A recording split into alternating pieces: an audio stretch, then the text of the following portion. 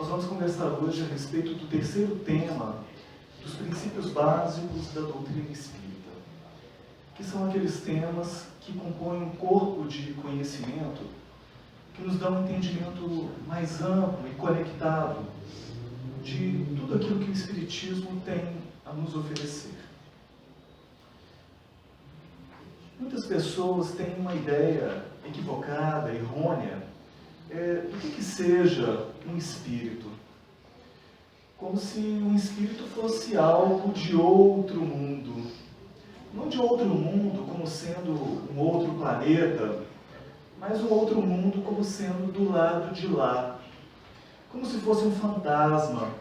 Mas acaba sendo uma ideia, assim, muito pueril e muito simplista do que vem a ser realmente o espírito. A doutrina espírita, ela vem nos esclarecer de forma mais profunda que o espírito, ele é criado por Deus, simples, ignorante, e nos traz uma ideia então mais completa a respeito disso.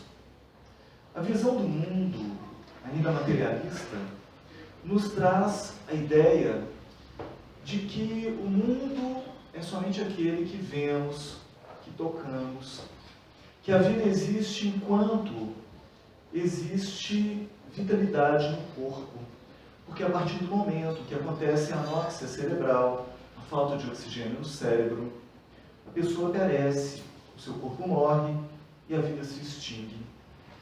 Então é a ideia de que nós somos um feixe de neurônios que interconectados produzem pensamentos, ideias, memórias, vivenciam experiências.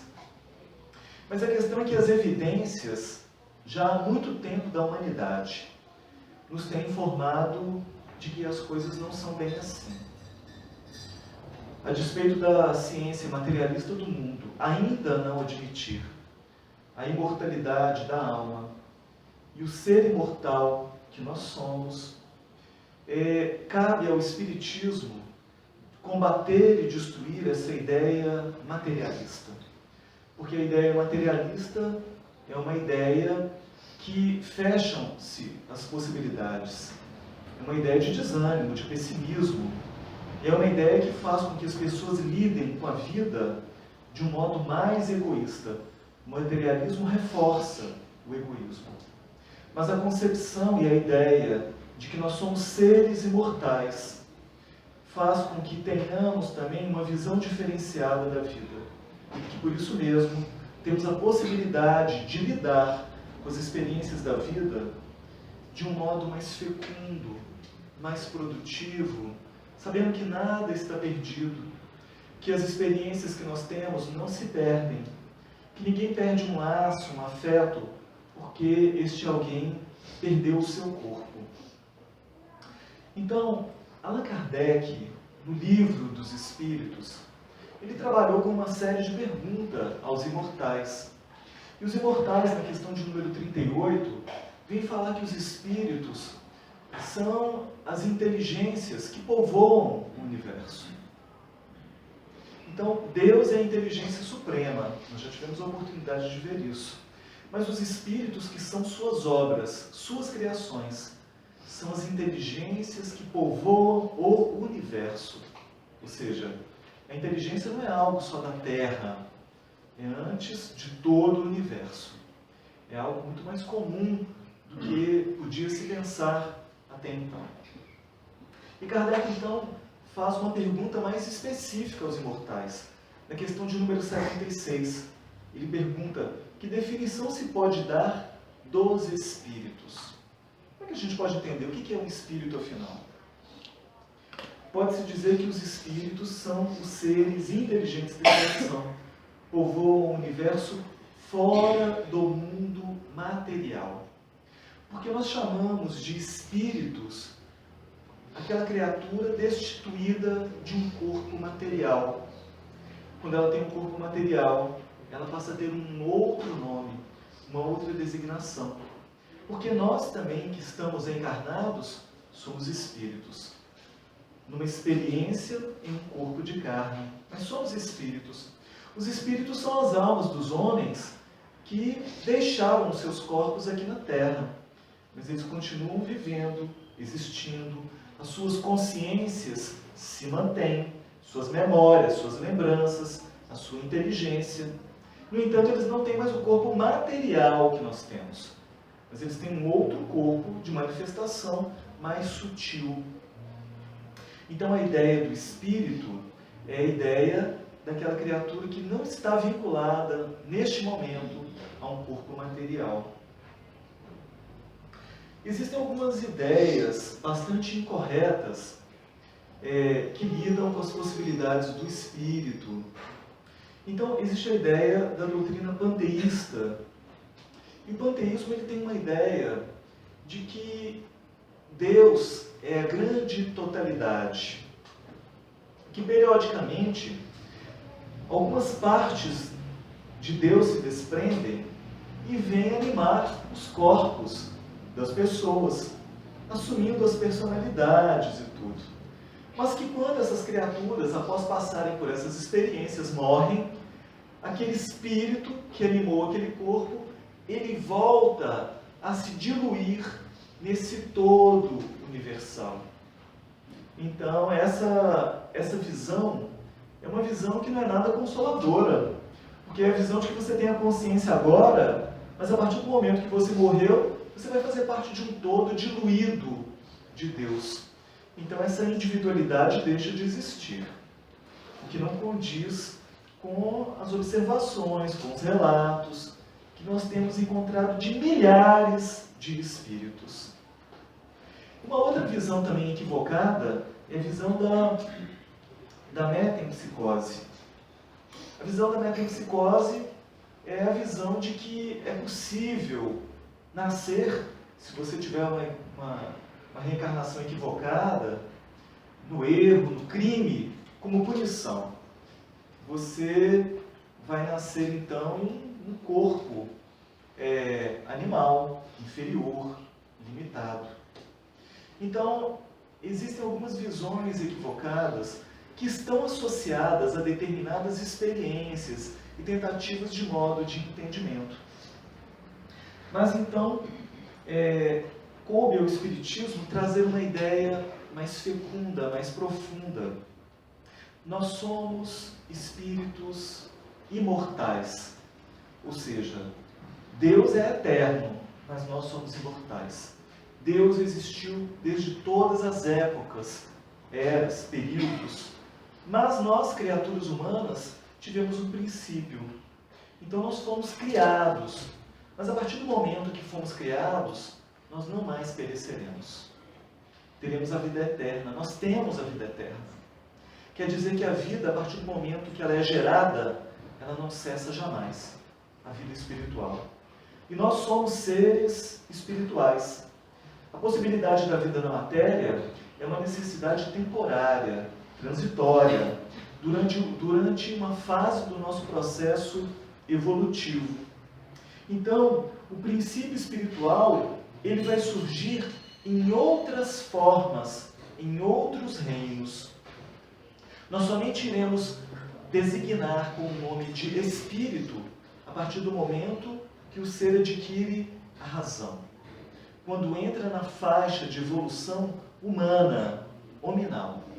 Antes disso, nas fases animais, vegetais e minerais, nós iremos designar com o nome de princípio espiritual. Então, já existe um princípio espiritual numa pedra, num cristal, em um diamante. Mas é um princípio espiritual rudimentar, que ele já tem a agregação dos seus átomos, daquelas moléculas. Mas é um princípio que ainda não expressa vitalidade como nós entendemos, porque não tem vida orgânica ali. Mas a partir do momento que o ser entra na fase de evolução unicelular, como no caso das amebas, que são aqueles animais mais simples que existem, são formas de vida tão simples, compostas de apenas uma célula. Mas é uma célula que se reproduz, que se alimenta. Então já existe vida orgânica ali. Para as formas mais complexas.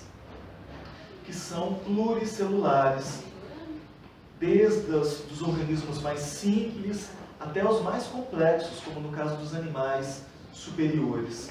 Mas ainda dentro da escala de evolução, os animais se encontram como designação de princípio espiritual, porque não adquiriram propriamente um pensamento contínuo, uma definição de si, não conseguem ter uma visão de temporalidade como o ser humano tem. Então isso daí é dado quando a criatura adquire a razão. E ela então retorna de mundos superiores com encarnações como animais, porque os animais também reencarnam. Então o seu gato, o seu cachorro, quando ele morre, ele vai reencarnar de novo. Onde? Não sabemos. Pode ser na sua casa, pode ser na casa do vizinho, ou pode ser em outro lar, ou na rua. Os animais também têm que passar por experiências para desenvolverem a inteligência ao longo dos milênios. Mas os animais que irão se tornar humanos não são os nossos animais. Não são os nossos golfinhos, não são os nossos macacos, que já têm uma inteligência primorosa para os animais em relação às outras espécies. Mas não são esses. São os animais dos mundos superiores. Eles passam por um processo de desenvolvimento e depois retornam aos mundos primitivos, assumindo formas humanas, nas primeiras encarnações como seres humanos. Então nós já estamos num processo já superior ao de mundos primitivos. A Terra é um mundo de provas e expiações. Os espíritos que habitam aqui não são mais espíritos primitivos. Nós somos espíritos imperfeitos. Estamos numa classe, numa categoria superior. Então, na questão de número 540 do Livro dos Espíritos, nos dizem os benfeitores espirituais: tudo se encadeia na natureza, do átomo primitivo ao arcanjo, que também começou sendo átomo. Então, quando a gente pensa naqueles seres espirituais mais superiores, capazes de atos de grandiosidade e excelência, que nós ainda teremos que evoluir muito para chegar aos pés desses seres, eles também tiveram um princípio, como todos os outros seres. Começaram como um simples átomo.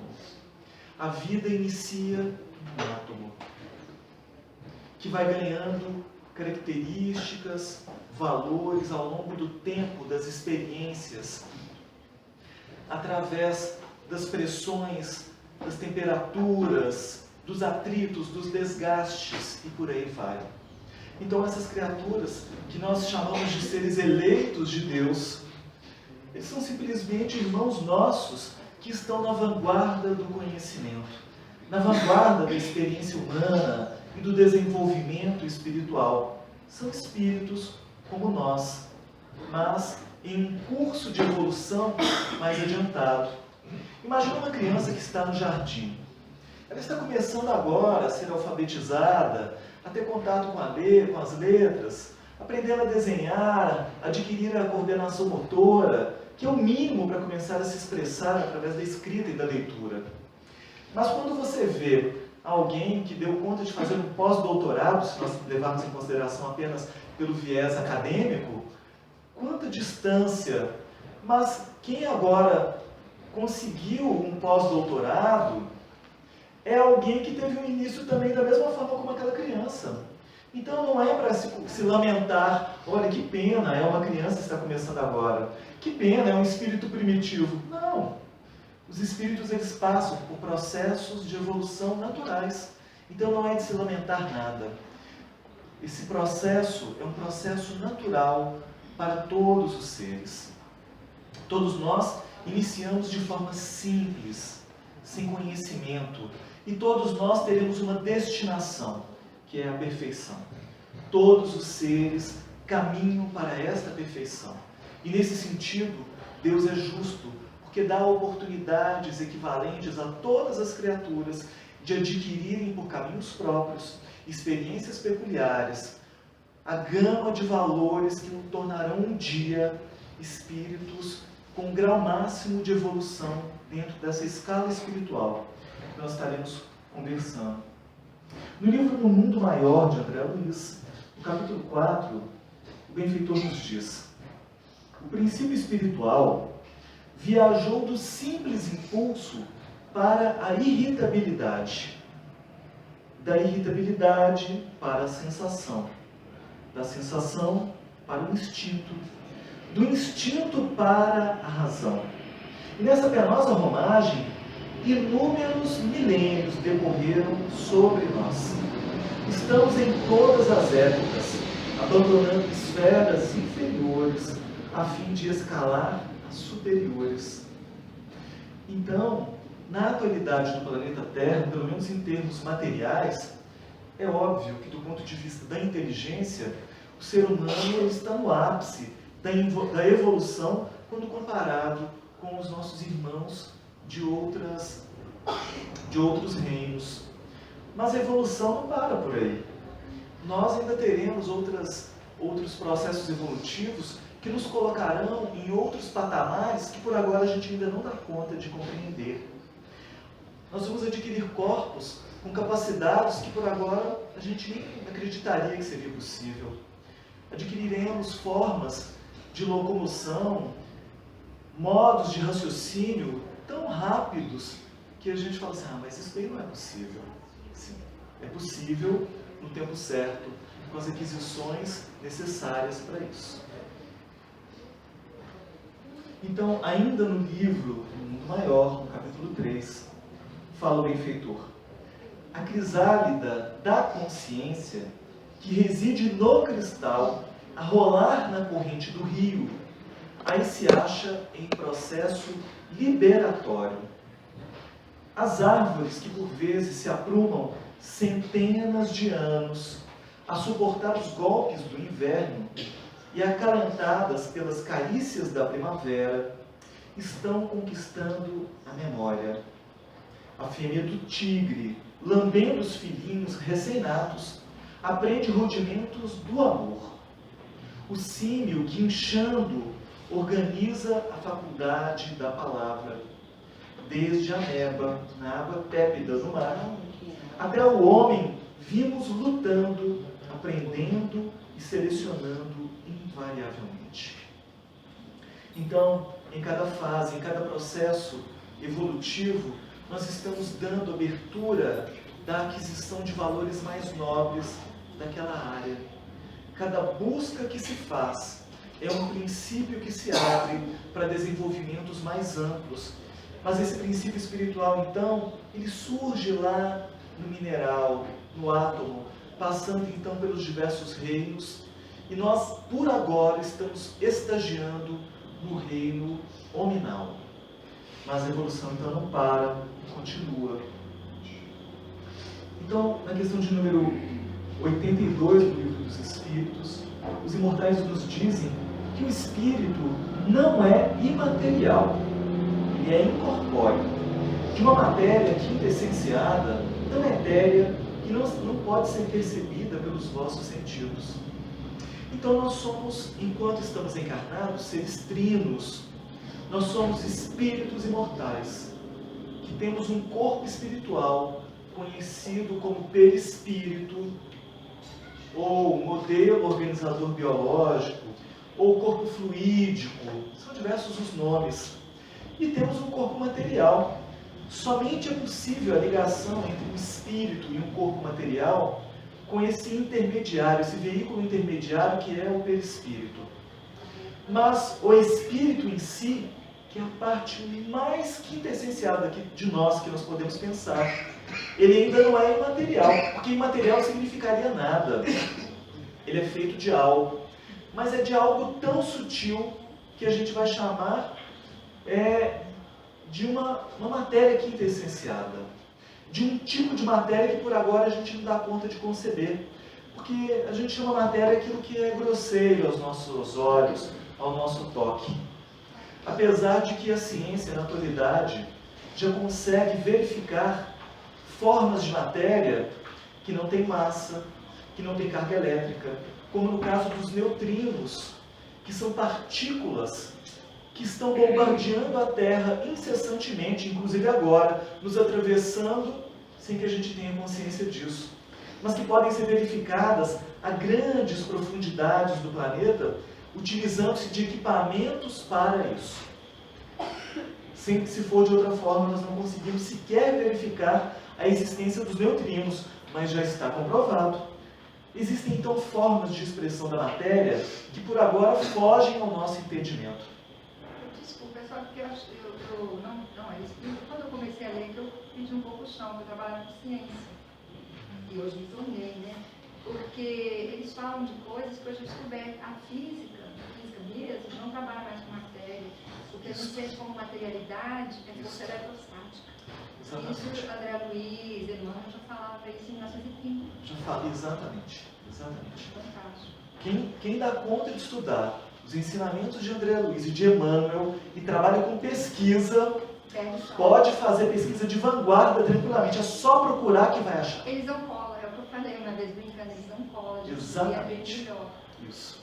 Porque a visão da física na atualidade é que a matéria, na verdade, é energia condensada, agrupada, numa velocidade mais lenta. Porque essa matéria quintessenciada, ela tem um padrão vibratório tão rápido que foge à percepção dos nossos órgãos dos sentidos. Os nossos olhos, os nossos ouvidos, eles captam uma frequência vibratória que é muito estreita, limitada. Então essa matéria quintessenciada, ela tem um padrão de expressão que transcende a possibilidade de captação dos nossos órgãos biológicos. Porém, as pessoas que são médiums, ostensivos, têm a capacidade de perceber num grau maior aquilo que está no mundo espiritual. Portanto, as pessoas que são médiums ostensivos, por exemplo, que têm a mediunidade da vidência, vão conseguir enxergar espíritos como nós estamos nos vendo aqui agora.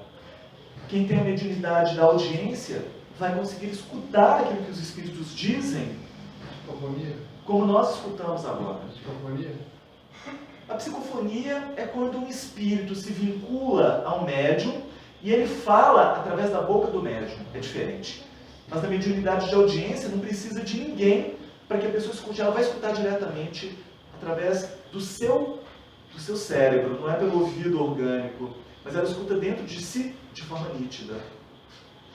Então, essa forma de expressão espiritual, ela transcende aquilo que os nossos órgãos orgânicos da atualidade percebem. Mas na medida que nós estamos evoluindo, existe uma mediunidade natural que vem sendo adquirida por cada um de nós.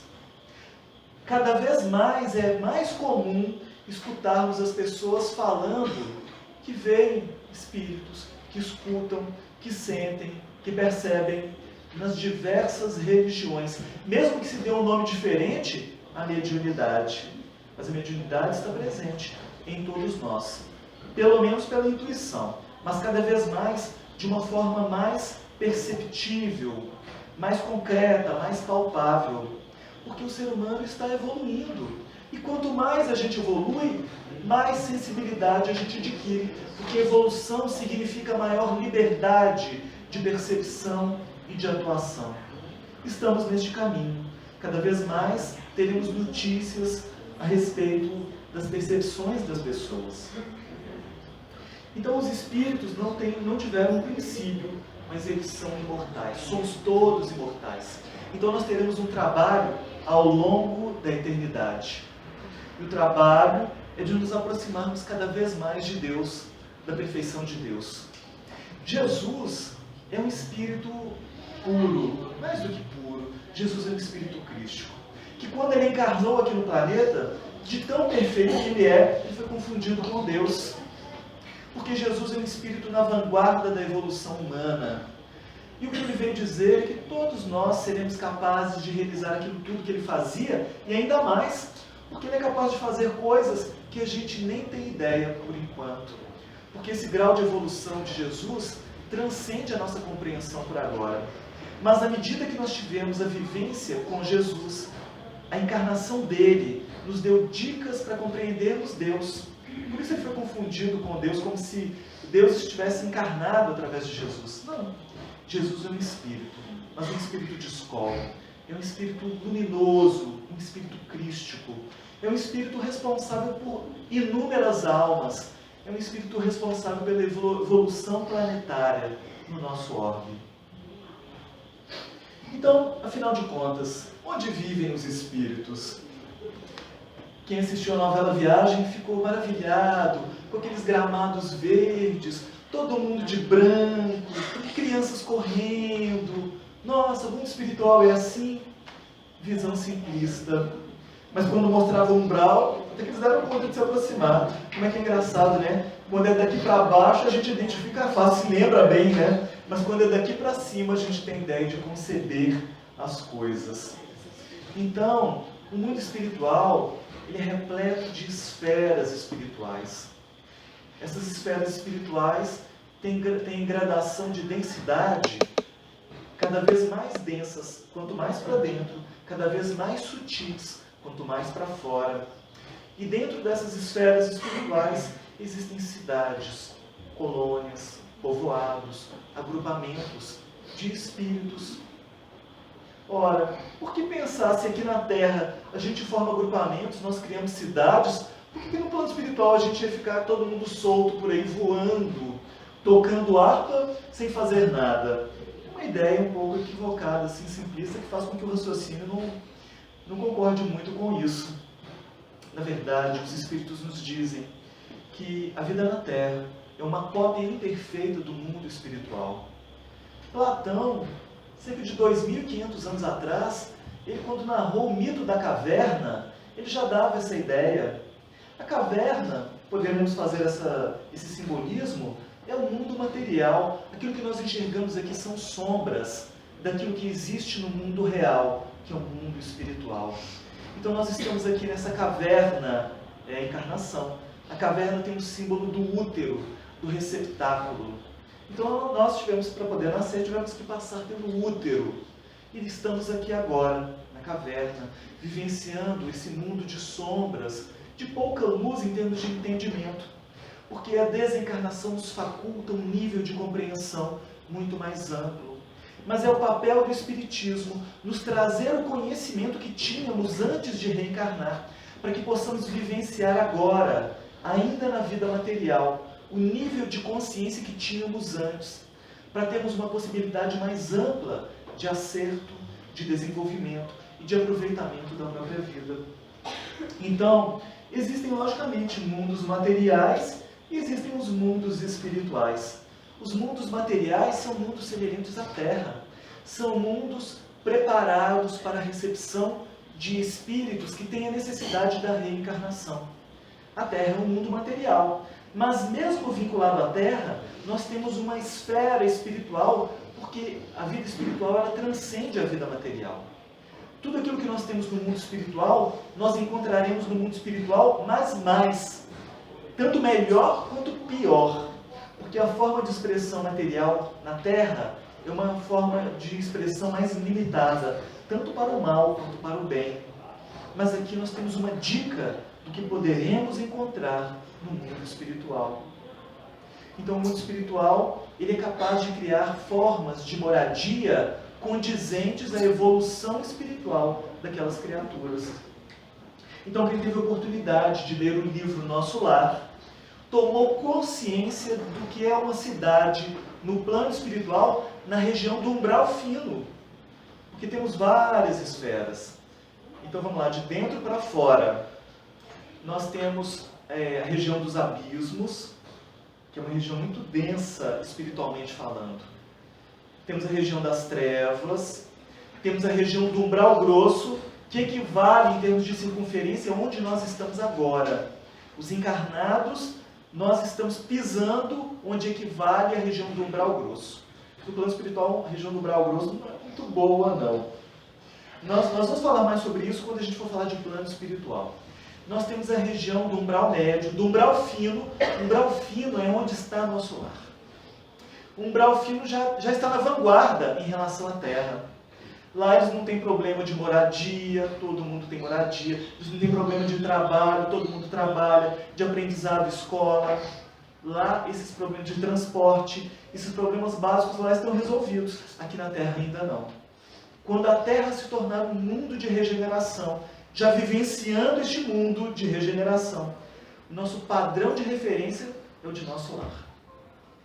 Só que as cidades espirituais também evoluem. Então as notícias que nós temos de nosso lar é a nosso lar de 1945, de 39 a 45, ali naquele período. Então o nosso lar de hoje, de 2018, com certeza já tem avanços, tanto na forma de convivência entre os habitantes, quanto daqueles processos tecnológicos que já eram apresentados naquele tempo. André Luiz já falava de computador pessoal desde aquela época, de 1939, coisa que só veio surgir aqui para a gente no final da década de 80, início da década de 90. Agora é comum, mas naquele tempo não. Então eles têm equipamentos de comunicação celular, já existia, e para a gente chegou também na década de 90, os primeiros tijolões, né? Celulares. Mas então por quê? Tudo surge primeiro no mundo espiritual. Depois aqui, nós, através do esforço, do trabalho nosso, nós também trazemos aquelas facilidades e descobertas para cá, no mundo material. Então, mas por que a gente não pode pedir para os espíritos já explicarem para facilitar a vida para a gente? Os espíritos, eles têm um papel assim, de nos instruírem, de trazerem conhecimentos, mas no campo moral, no campo do sentimento, da transformação do ser imortal que nós somos. O desenvolvimento material, que é importante também, que vai caminhar junto, essa parte nós teremos que trabalhar. Mas todo aquele que se propõe a trabalhar no desenvolvimento de ideias inovadoras, que vem trazer progressos para a humanidade, ele não trabalha sozinho, não. Ele se associa a outras mentes no plano espiritual que estão afinizadas com esta área do saber e favorecem, através de intuições, ideias, mostram quadros mentais para essa pessoa que ela depois traduz para as ideias aqui da Terra, que conseguem criar, descobrir e por aí vai. Então o progresso surge primeiro no mundo espiritual, depois nós trazemos essa ideia de lá para cá.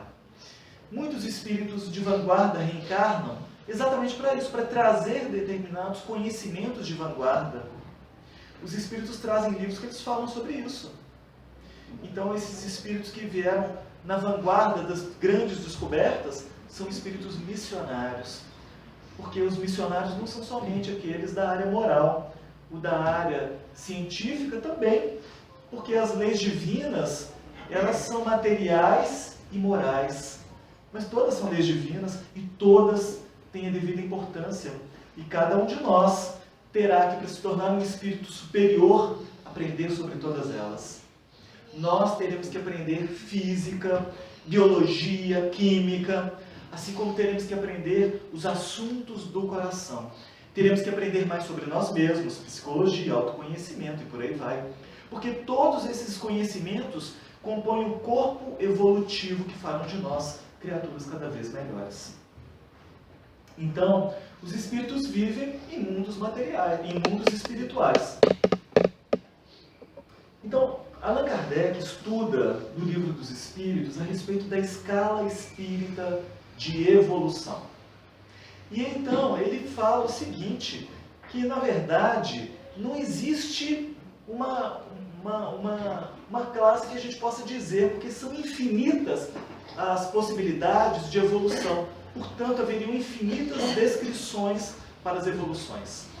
Mas, didaticamente falando, Kardec, ele era pedagogo, então ele tinha essa facilidade de dar para a gente um entendimento. Ele dividiu em 3 classes principais e grandes. A primeira ordem, a primeira classe, dos espíritos puros, aqueles espíritos que adquiriram um grau máximo de evolução, já se depuraram das imperfeições materiais, não carregam nada de vícios, seus sentimentos são sublimes, têm superioridade moral e intelectual em relação a todos os espíritos das outras ordens. Mas a evolução ainda continua, mesmo entre os espíritos puros da primeira ordem. Nós temos os espíritos da segunda ordem, que são os espíritos bons. São os espíritos que estão no meio da caminhada. Eles já têm em si maior quantidade de bondade do que de imperfeições. Eles são mais espiritualizados do que materializados. Já fizeram grandes avanços na área da ciência, na área da moralidade, ou em ambas. mas são espíritos que ainda têm a necessidade da reencarnação. Às vezes já reencarnam em mundos melhores, estão associados aos mundos ditosos ou felizes. Quando eles encarnam em mundos como os nossos, como o mundo de provas e expiações, são aqueles espíritos que vêm em missão. Eles vêm auxiliar a grande coletividade, vêm trazer grandes avanços para todos nós. São os espíritos bons. Mas um planeta como o nosso, o que caracteriza a média da evolução espiritual nossa é dos espíritos imperfeitos, tanto os encarnados quanto os desencarnados vinculados ao nosso orbe terrestre. A grande maioria somos de espíritos imperfeitos. E aí Kardec vem descrever outras 10 categorias para poder falar dessa diversidade. Alguns são neutros, não são nem bons nem ruins. Alguns são perversos, outros são pseudo-sábios. Alguns têm gosto de fazer o mal e por aí vai. Assim como nós encontramos pessoas aqui na Terra com essas características todas. Tem pessoa que se acha boa porque aqui eu não faço mal a ninguém. É lógico que eu sou bom. Não fazer o mal não caracteriza ninguém por ser bom. O que caracteriza alguém por ser bom é alguém que faça o bem. Isso é que marca a conquista da bondade em si. Não fazer o bem, mas também não está fazendo o mal, é alguém que está no neutro. Nem sim, nem não. Tem que se posicionar mais para o bem aí, para crescer mais. Nós temos espíritos encarnados aqui que querem fazer o mal. Passam o tempo, utilizam-se da sua grande inteligência e potencial criativo de modo destrutivo, querendo burlar as leis, querendo enganar os outros, dando golpes, querendo persuadir os outros em benefício próprio. São muito egoístas, porque a característica dos espíritos imperfeitos é a predominância da matéria em relação ao espírito. São criaturas ainda tão imperfeitas que estão mais voltadas para o mal do que para o bem. Então tem muitas conquistas a serem feitas ainda em todas as áreas. Então não é para que a gente fique triste por isso, é só para que a gente tome consciência. Isso daí faz parte do processo evolutivo natural das criaturas.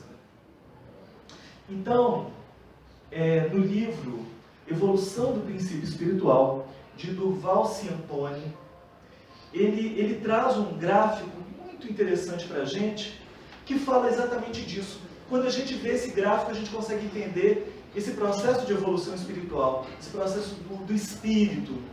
Então, se a gente pega esse desenho, lá embaixo, naquele ponto mais baixo que a gente pode ver ali, nós temos ali o surgimento do princípio inteligente.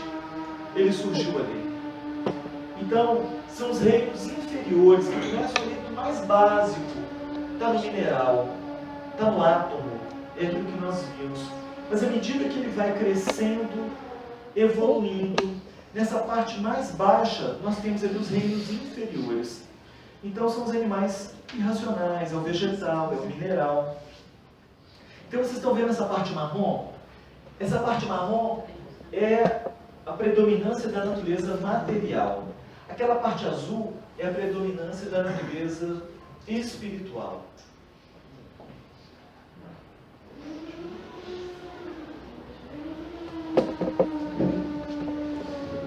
Então, logo assim, onde começa a parte azul, surge a natureza espiritual propriamente. Porque até embaixo era só princípio espiritual.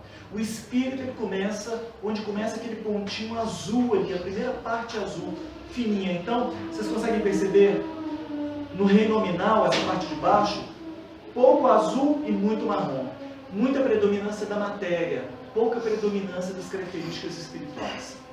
Mas à medida que o espírito vai evoluindo, ele vai adquirindo valores de inteligência, de moralidade. Ele vai sutilizando o seu perispírito. Ele vai se tornando cada vez mais nobre. Então, quando ele fica exatamente no meio, onde tem 50% de natureza material e 50% de natureza espiritual, a partir dali em diante, o espírito está adentrando na faixa de evolução dos espíritos bons. Dos espíritos bons. Então, os espíritos bons, Eles têm aquisições de valores nobres na área do conhecimento, na área moral. Alguns já estão prestes a entrarem no mundo dos espíritos, sem precisarem mais reencarnar. Enquanto ele tem lá aquele pontinho marrom, ele ainda tem algo a se depurar. O que nós temos que nos depurar? Da influência dos reinos inferiores. O orgulho e o egoísmo são características que nós trazemos agora, que nos ligam aos reinos animais. Porque os animais, eles agem com egoísmo com base na necessidade do desenvolvimento da inteligência, da manutenção da prole, da preservação da espécie. Então os animais agem de forma egoísta, mas está perfeitamente certo dentro do reino animal. O ser humano, quando adquire razão, já não tem mais o direito de agir dessa forma, porque ele já pode encontrar outras maneiras de lidar com a divisão dos bens, com a aquisição da forma como ele vai adquirir os bens e por aí vai. Então ele pode encontrar uma forma de ser bem-sucedido na vida sem precisar de lesar o outro. Então quando ele lesa o outro em benefício próprio, o egoísmo ainda está predominando muito. Então uma parcela grande dessa natureza material, animal, muito densa. Para finalmente, aquela parte totalmente azul lá, para espíritos puros. Os espíritos puros não têm mais a necessidade da reencarnação. Quando encarnam em missão, como foi o caso de Jesus. Esses espíritos, os puros, quando eles encarnam, tudo o que eles fazem, cada pensamento, cada sentimento, cada palavra, cada atitude é perfeita. São criaturas que não se equivocam mais, mesmo diante da encarnação. Mas os espíritos bons, eles ainda têm a possibilidade de se equivocarem. Quando vêm em missão em mundos mais primitivos, eles podem se equivocar ainda, mesmo tendo feito grandes aquisições intelectuais e morais. Então a gente vê a dureza da encarnação na Terra. Se nós somos imperfeitos, então, se os bons podem se equivocar, imaginem a gente. Então é para que a gente trabalhe a humildade, para que a gente aprenda a trabalhar o perdão, o auto-perdão, o autoconhecimento e a autocompreensão. Então existe a diferença entre alma e espírito. O espírito é a designação, do ser espiritual fora da matéria. Mas a alma nós chamamos o espírito encarnado. Nós agora aqui somos alma, somos seres encarnados. Mas os seres espirituais que estão aqui conosco neste momento, eles são só espíritos dentro dessa designação. Nós somos espíritos encarnados e eles desencarnados, porque todos nós ainda temos a necessidade de estagiarmos ora no plano espiritual, ora no plano material. E no Evangelho nós encontramos algumas passagens que se referem à aparição de espíritos. Então, os espíritos se manifestam há muito tempo, mas no Evangelho nós encontramos os registros, o que é algo interessante. Então, no Evangelho de Lucas, no capítulo 24, nós encontramos, enquanto falavam estas coisas, ele ficava em pé, no meio deles, e lhes diz: paz para vós. Atemorizados, pensavam estar contemplando um espírito, e ficaram amedrontados. Foi Jesus que se manifestou, e eles então, ao verem o Jesus espiritual, materializado, ficaram amedrontados. Imaginem só vocês, se vocês de repente estivessem em casa, e o mentor espiritual se materializasse na sala para conversar diretamente. Eu acho que muitos, mesmo sendo mentor espiritual, iam sair correndo pela porta ou pulando a janela. Tomara que não morem em prédios, apartamentos. Porque a maioria das pessoas fala assim: nossa, deve ser maravilhoso conversar com o mentor espiritual, buscar mais instruções, mas muitos ficaram com medo. Mas é engraçado porque os desencarnados também têm medo dos encarnados quando os encarnados se manifestam no plano espiritual. Quem teve a oportunidade de ler o livro Nosso Lar, tem uma cena muito engraçada. Quando André Luiz estava junto a Narcisa, e ele vai lá fora, tinha um luar, e de repente ele começa a ver lá duas criaturas meio que luminosas andando, e ele fica todo arrepiado, com medo. Ele achou que ele tinha visto dois fantasmas, e ele corre com o coração batendo, ofegante, porque eles estavam com a reação do medo. Os espíritos têm um corpo espiritual que tem as reações semelhantes às nossas, eles estavam com medo. Então eles estavam expressando a emoção do medo, e ele chega lá, conversa com a Narcisa, eu vi duas coisas ali e tal. Aí a Narcisa começa a sorrir para ele, ela fala assim, ela foi e viu, são dois irmãos nossos encarnados que vieram até nosso lar em desdobramento. Ela disse assim, André, fique tranquilo, porque as almas, são espíritos encarnados, que têm a possibilidade de virem até aqui, são espíritos nobres, senão eles não teriam permissão de virem até aqui. Eu também, em outro tempo, quando os vi, criaturas semelhantes, também tive o mesmo tipo de reação sua. Então os encarnados têm medo de verem desencarnados, mas os desencarnados, quando veem encarnados desdobrados, também ficam arrepiados. É engraçado isso, né? Nos Atos dos Apóstolos, no capítulo 16, nós encontramos, ao chegarem a Mísia, tentavam seguir para Bitínia, mas o Espírito de Jesus não lhes permitiu.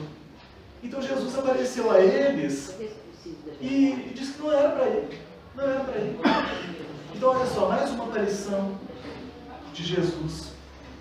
Outra vez nos Atos dos Apóstolos, agora, também no capítulo 16. Paulo agora ele vê um espírito encarnado, alguém que estava em desdobramento. Numa visão durante a noite, tornou-se visível para Paulo um varão da Macedônia, que estava de pé, rogando-lhe e dizendo, ao atravessar a Macedônia, alguém se desdobrou e foi até Paulo pedindo que ele fosse auxiliar aquele grupo, se materializou ou se tornou tangível ao olhar de Paulo. Pode ser que Paulo também fosse médium vidente. Mas os fenômenos de materialização ocorrem. E Ranieri, no livro Materializações Luminosas, ele vem falar para a gente a respeito da materialização do espírito Sheila, numa reunião naquele grupo.